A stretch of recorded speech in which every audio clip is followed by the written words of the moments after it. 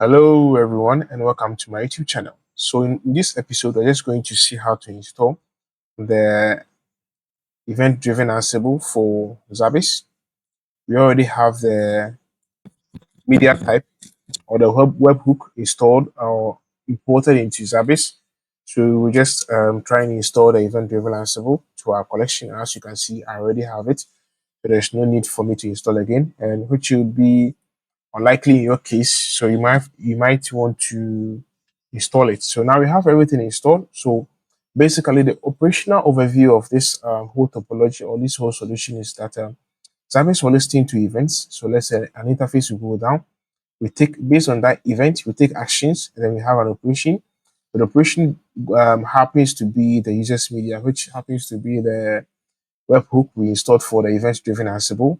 So it will be as a media type, and then it send a webhook to Ansible, and based on the rules and the conditions, it's going to trigger a playbook to run, and then the playbook will trigger or perform actions on our infrastructure.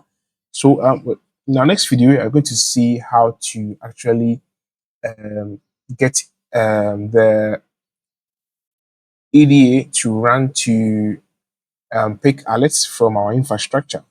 So thank you for watching this video and see you in my next video.